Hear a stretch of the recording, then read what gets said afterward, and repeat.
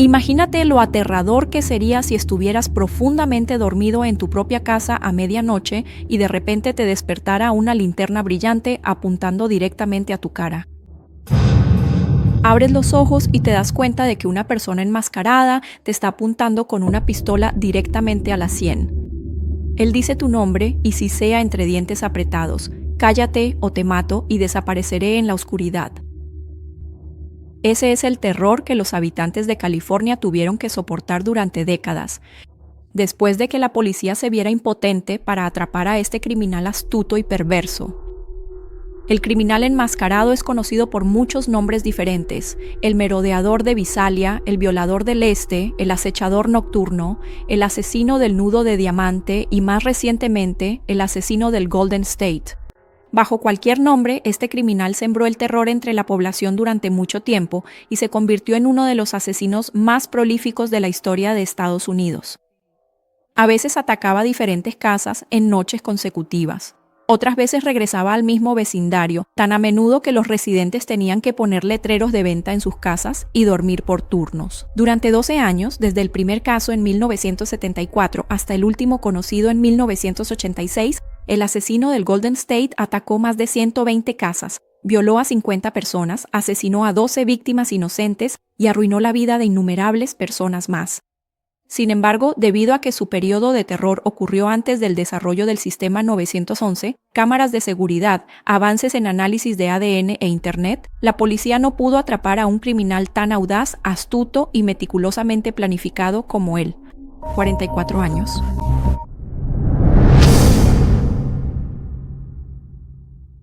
Han pasado y los casos del violador del Este parecían haberse enfriado.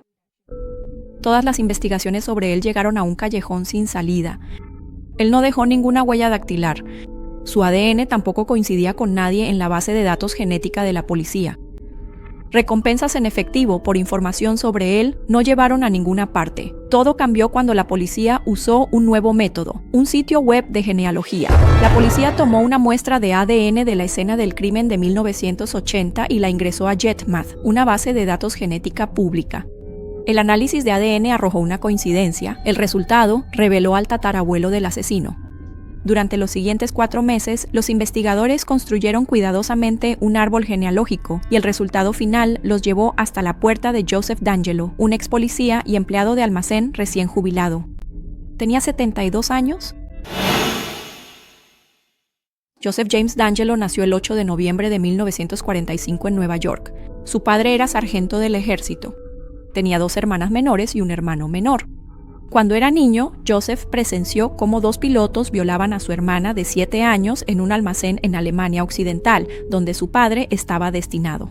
Joseph se unió a la Marina de EE-UU en septiembre de 1964 y participó en la Guerra de Vietnam durante 22 meses como inspector de daños en el USS Canberra. En agosto de 1968 se graduó en Ciencias Policiales en Sierra College y en 1971 obtuvo la licenciatura en Justicia Penal e hizo prácticas en el Departamento de Policía de Roseville. En mayo de 1970, Joseph se comprometió con la estudiante de enfermería Bonnie Cowell, también de Sierra College, pero Bonnie canceló el compromiso cuando Joseph se volvió más controlador. La gota que colmó el vaso fue cuando Joseph la obligó a hacer trampa para ayudarlo en un examen importante. Tras la ruptura, Joseph fue a casa de Bonnie. Se paró frente a la ventana y la amenazó con un arma para obligarla a casarse con él. Afortunadamente, el padre de Bonnie estaba en casa. Le dijo a Bonnie que entrara al baño y cerrara la puerta mientras él salía a hablar con Joseph. No se sabe qué le dijo el padre de Bonnie, pero desde ese día, Joseph nunca volvió a molestar a Bonnie. En noviembre de 1973, Joseph se casó con Sharon Marie Huddle en Citrus Heights. Sharon era abogada y juntos tuvieron 3 hijas. La pareja se separó en 1991. En mayo de 1973, Joseph fue contratado como policía en la unidad contra robos de Exeter. Joseph era considerado por sus compañeros inteligente, valiente y observador. Nadie imaginó que, tras el uniforme de policía y el rostro, se escondía un alma enferma. De día, Joseph era un policía entusiasta que buscaba pistas sobre crímenes.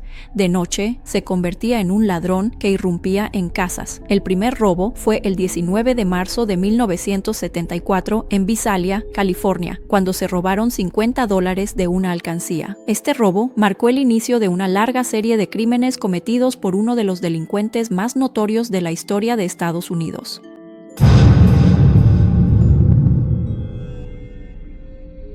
A principios de los 70, Visalia, California, era un lugar donde nadie cerraba con llave y las ventanas siempre quedaban abiertas. Era un pueblo pequeño cerca de un parque nacional, y las zonas residenciales solían estar en callejones oscuros. Esto hacía de Visalia el territorio ideal para que un ladrón novato como Joseph comenzara su carrera. Joseph no era un ladrón común. Mientras la mayoría de ladrones actúan rápido, Joseph se movía con calma y lentitud por la casa como si fuera suya. Y mientras los ladrones suelen robar objetos caros, él tenía un comportamiento diferente. Joseph solo revolvía pertenencias, esparcía ropa interior femenina por toda la casa y se llevaba objetos personales como fotos familiares, anillos de boda, licencias de conducir o monedas conmemorativas. De hecho, Joseph irrumpía en las casas no por falta de dinero o por robar objetos valiosos, sino porque le gustaba la sensación de riesgo y emoción. Él siempre pensó que estaba por encima de los demás y que podía controlar y dominar cualquier situación. Ver a sus compañeros impotentes, incapaces de atrapar al ladrón audaz que causaba estragos por Visalia, le hacía sentirse aún más orgulloso. Él sabía que era más inteligente que esos compañeros tontos a los que manipulaba y tenía que admitir que tras años de entrenamiento para ser policía, se había vuelto astuto y más sabio que los ladrones comunes. Joseph siempre planeaba meticulosamente antes de atacar y vigilaba una casa durante semanas, incluso meses, antes de actuar. Él solía elegir casas junto a un parque, de espaldas a un callejón cerca de una senda peatonal o un canal, para poder escapar fácilmente si lo descubrían. Joseph nunca dejaba su coche cerca del lugar donde entraba a robar. Él solía acercarse a la casa objetivo caminando o usando una bicicleta robada. Siempre llevaba guantes puestos y una vez dentro de la casa abría de par en par todas las ventanas y la puerta del garaje. Y algo particular que hacía era colocar platos, botellas o vasos frente a la puerta o sobre el picaporte. Si alguien llegaba a casa por casualidad, estos objetos caerían y le avisarían. Durante unos 20 meses, Joseph llevó a cabo con éxito 120 robos y parecía estar satisfecho con hurgar en las casas de otras personas.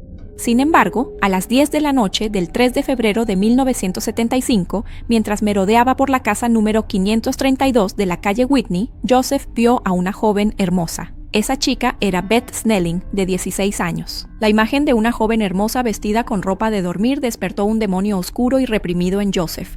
Sin embargo, el padre de la chica descubrió a un extraño merodeando fuera de la habitación de su hija, así que abrió la puerta y salió corriendo a comprobar qué ocurría. Joseph huyó. La imagen de la hermosa chica seguía obsesionando su mente y él sabía que quería poseerla por la fuerza. El 11 de septiembre de 1975, alrededor de las 2 de la madrugada, Claude Snelling fue despertado por un ruido extraño. Al salir de su dormitorio, vio que la puerta trasera estaba abierta y un intruso enmascarado con un pasamontañas agarraba a Beth por el cabello y la arrastraba. Él la amenazó diciendo que si no hacía lo que le ordenaba, le dispararía en la cabeza y mataría a toda su familia. Al darse cuenta de que había sido descubierto, Joseph disparó 2 veces en el pecho del padre, le dio 3 patadas en la cara a Beth y luego huyó, dejando una bicicleta robada cerca. Beth tuvo la suerte de sobrevivir. Su padre falleció por la gravedad de las heridas. Este fue el primer asesinato del demonio Joseph. Alrededor de las 8 de la noche del 12 de febrero de 1975, la policía montó una emboscada en una casa de la avenida Cahuilla, zona frecuentada por el ladrón. Como se esperaba, un hombre enmascarado forzaba la puerta para entrar. Cuando Joseph se dio cuenta de la trampa, gritó. Fingió quitarse la máscara y se rindió tras disparos de advertencia de la policía. Joseph era un hombre extremadamente fuerte, ágil y poseía habilidades propias de un policía. Mientras fingía quitarse la máscara, rápidamente sacó una pistola y disparó al rostro del policía. Luego huyó rápidamente. Afortunadamente, el disparo solo rompió la linterna del policía. Dejó algunos objetos como una linterna, huellas de zapatillas deportivas talla 9 y algunos botines caídos como cupones de descuento y un calcetín lleno de monedas. En 1976, los robos en Visalia se detuvieron. Se especuló si el ladrón pudo haber muerto o si fue arrestado en otro lugar, o tal vez simplemente se cansó de robar y se retiró. De cualquier manera, los habitantes de Visalia respiraron aliviados y la policía local también sintió un peso menos. Nadie sabía que mientras los robos en Visalia llegaban a su fin, la larga cadena de crímenes de Joseph apenas comenzaba. Sus crímenes más atroces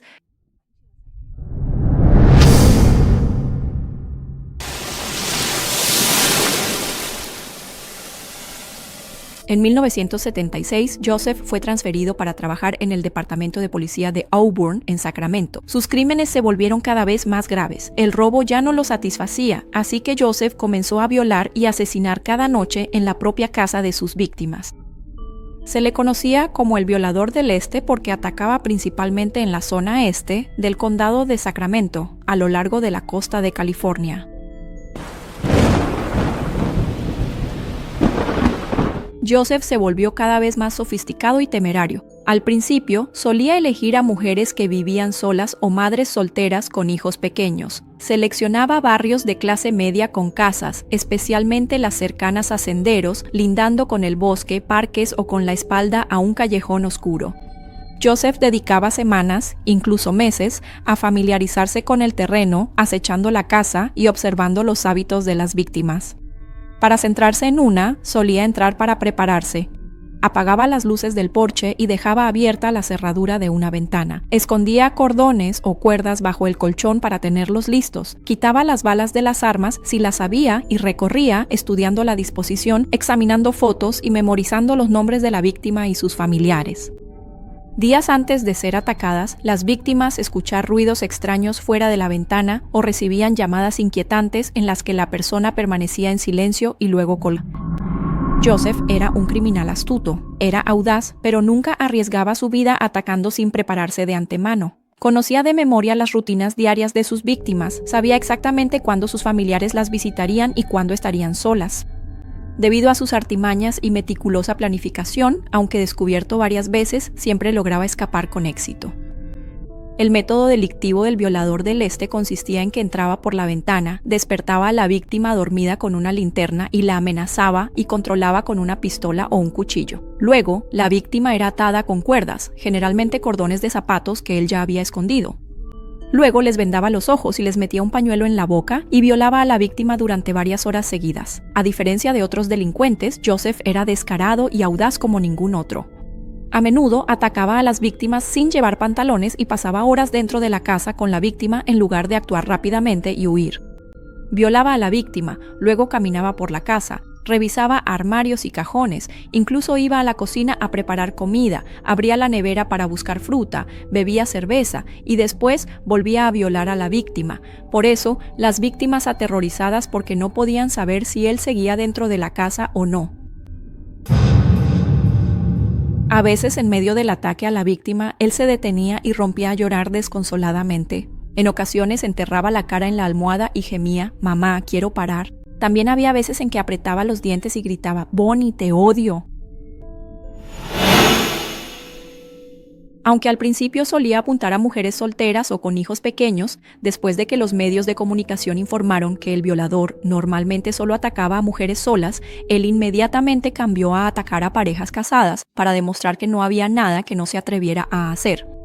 Key atacaba a parejas casadas, el violador enfermo también utilizaba métodos similares. Usaba un arma para obligar a la víctima femenina a atar de manos y pies a su esposo. Luego, él mismo ataba a la mujer y separaba a la pareja. Obligaba al hombre a tumbarse boca abajo, después apilaba una pila de platos sobre su espalda y susurraba suavemente al oído de la víctima.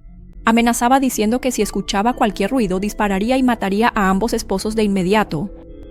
Después, el criminal pervertido llevaba a la víctima femenina a la sala de estar y la violaba repetidamente.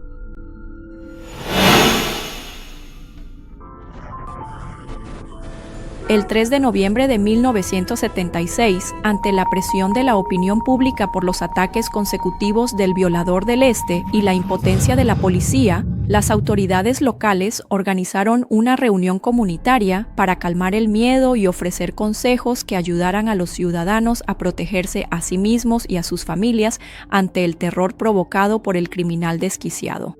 En esa reunión, un hombre se levantó para hablar y criticó la inutilidad de la policía, así como la de los maridos que no habían podido proteger a sus esposas.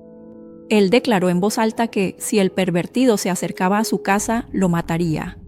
El 17 de mayo de 1977, 6 meses después de esa reunión, se encontraron los cuerpos de un hombre y su esposa en su casa. La esposa fue violada varias veces antes de que el asesino matara a tiros a ambos cónyuges. Eran el matrimonio del hombre que había hablado en la reunión. Joseph estuvo presente en esa reunión. Joseph era un criminal arrogante. De vez en cuando llamaba a la comisaría de policía para desafiarlos. El 18 de marzo de 1977, la oficina del sheriff del condado de Sacramento recibió 3 llamadas de un hombre que se identificó como el violador del área este.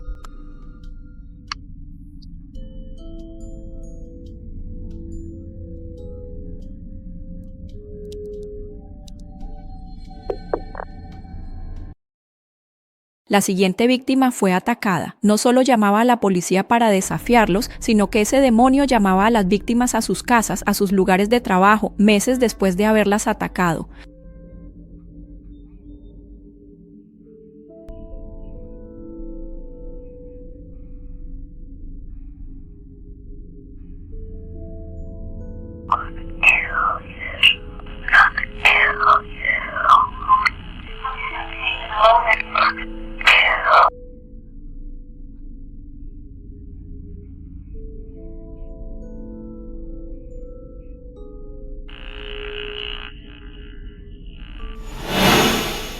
El 5 de julio de 1979, en Queen Anne Land, Goleta, una mujer yacía aterrorizada boca abajo en la sala de estar. Tenía las muñecas atadas a la espalda, los tobillos amarrados, los ojos vendados y un pañuelo en la boca, pero aún podía oír al intruso rebuscando en la cocina. En ese momento eran las 2:20 de la madrugada. «Los voy a matar», murmuró para sí mismo. La mujer tuvo la suerte de desatarse las piernas, salió corriendo por la puerta principal y gritó pidiendo ayuda. Su vecino era un agente del FBI. Salió corriendo y vio a un hombre alto y enmascarado saltar sobre una motocicleta y huir a toda velocidad. Después de ese raro ataque fallido, Joseph se trasladó al sur de California. Siempre se aseguraba de que no quedara ninguna víctima viva que pudiera describirlo.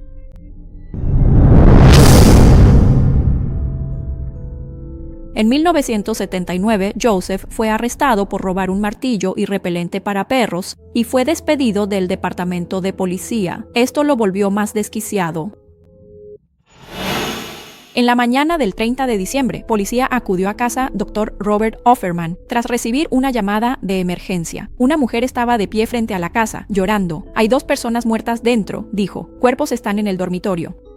La novia de Offerman, la psicóloga Deborah Mann, de 35 años, estaba tendida en el lado derecho de la cama, desnuda y atada. Arthur Mann, un médico de 44 años, estaba arrodillado en el suelo. En su mano izquierda sostenía con fuerza 3 bridas de nylon blancas. Ambos habían sido asesinados a tiros. El plan del asesino parecía haber fracasado.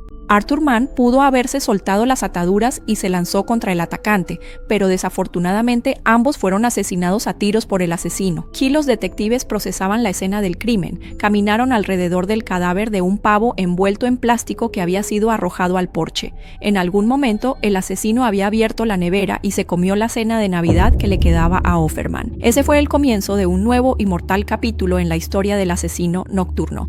Tronc, los siguientes 7 años en el sur de California, él le quitó la vida a 4 parejas y a 2 mujeres en ataques meticulosamente planeados y de una crueldad inimaginable. El 13 de marzo de 1980, Jacqueline Smith, de 33 años, y Lemon Smith, de 43, fueron hallados asesinados en su casa en Ventura. Jacqueline Smith fue violada y la pareja fue asesinada con un trozo de madera encontrado al costado de la casa. Al examinar la escena del crimen, la policía notó que las muñecas y los tobillos de las víctimas estaban atados con un tipo de nudo chino inusual, el nudo de diamante.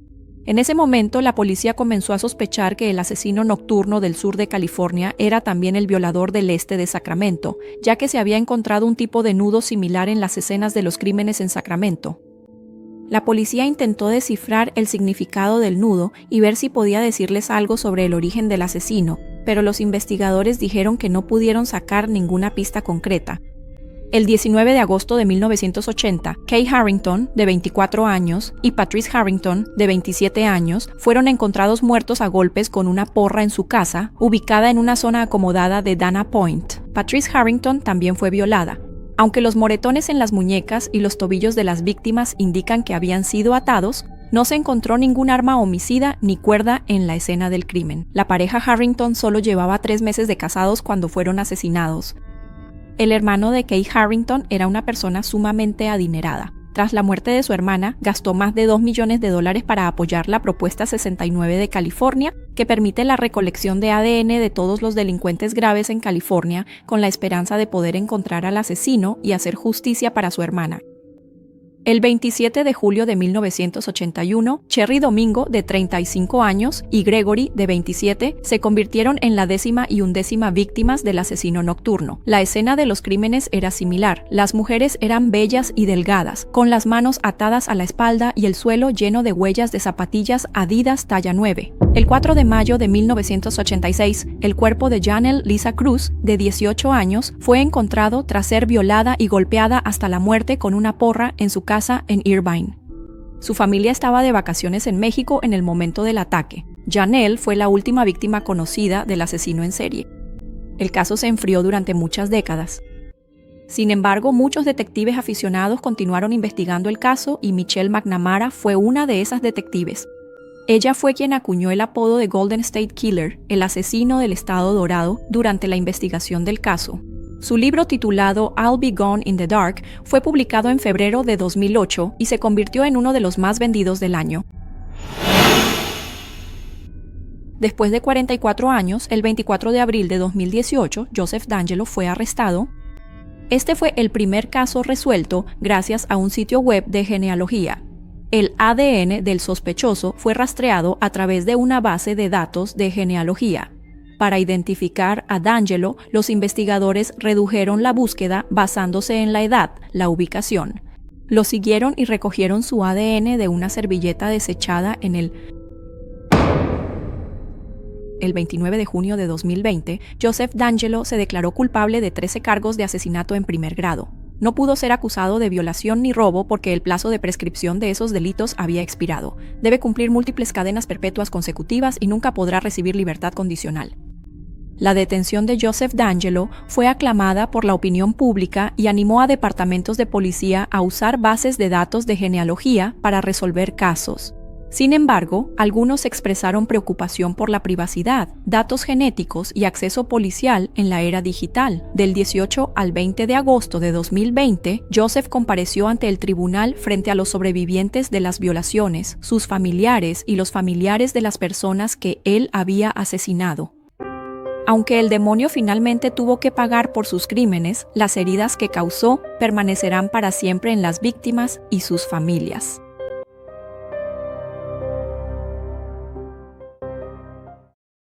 Dân là 1, ngọ là 2, mùi là 3, thìn là 4, dậu là 5, thân là 6. Hôm nay là ngày 29 tháng 8 dương lịch. Vậy là còn có 2 ngày nữa các bạn kết thúc tháng 8 đón chào tháng 9. Trong 2 ngày này là 2 ngày chuyển giao tháng mới rất nhạy cảm. Cần phải kiên cử nhẫn nhịn hết mức có thể để bảo toàn cho mọi thứ đón tháng 9 an lành. 2 ngày này tránh xen vào chuyện của người khác dễ bị hàm quan đổ thừa, gây điều quan gia trái chủ. Ngoài ra trong 2 ngày này có hạn xe cộ bủa vây, vợ chồng dễ cãi vã dẫn đến hôn nhân tan rã, thức khuya bất an, dễ ốm vặt hoặc là mất tiền oan ức. Sau 2 ngày này thì cung hào quang chiếu rọi, đón tháng 9 dương lịch trong sự hân hoan nhẹ nhõm. Vì tháng 9 dương lịch 6 con giáp này có hỷ vận tiền tài, nên cung tài lộc từ 4 phương 8 hướng đổ về như thác, mai túi 3 gang mà đựng. Trong kinh doanh buôn bán vượt chỉ tiêu, trong công việc được thăng tiến, trong cuộc sống thì gặp được quý nhân. 6 con giáp này tháng 9 thông đồng biến giọt, mẫu độ cô thương, hãy xảo vận xui mạnh ngay tại đây. Chúc cho tháng mới đắc lộc sai tài, làm đâu tháng đó. Giờ vàng đã điểm đúng 3 giờ chiều ngày mai, tức thứ 6 ngày 28 tháng 6 dương lịch. 3 tuổi cá chép quá rồng, tựa cổ máy in tiền, giàu có không ai sánh bằng. Ngày mai tha hồ mà hưởng lộc. Thứ nhất, tuổi Ngọ, ngày mai người tuổi Ngọ chính là con giáp may mắn thành công hơn người vì có một khoản tài sản lớn đang chào đón tuổi Ngọ. Cuộc sống có thần tài năng bước, sau 3 giờ chiều có tin vui bất ngờ, không được tiền lớn cũng gặp được quý nhân, bù đắp lại những khổ đau trước đó. Ngày mai tuổi Ngọ vui cười cả ngày. Thứ hai, tuổi Mão, ngày mai tuổi Mão có tiền đồ như gấm, Mão sẽ có một bước ngoặt mới đến, tai ương qua đi, tin vui liên tiếp sẽ tìm đến. Con giáp này có sự xuất hiện của các tinh là đại lộc, thì chiều về con giáp này làm gì cũng thắng, ký kết thuận lợi, giao dịch thành công, tiền về như thác. Ngày mai tuổi Mẹo rung đùi mà hưởng lộc. Thứ ba, con giáp tuổi Dậu, ngày mai thứ Sáu, tuổi Dậu dưới sự chiếu rọi của sao lành, mọi gian nan sẽ được giải quyết, quý nhân tìm đến cửa, phúc vận nối tiếp nhau đến. Con giáp này sẽ thoát nợ sau 3 giờ, vì khung giờ vàng này làm đâu sẽ tận hưởng tới đó, có cơn mưa tài lộc lớn, thành công ngoài sức tưởng tượng của mình. Ba con giáp này ngày mai rất tốt, hãy cùng kiểm chứng xem phải như vậy không nhé. Xả vận xui ngay tại đây và chúc cho các bạn hanh thông thuận lợi.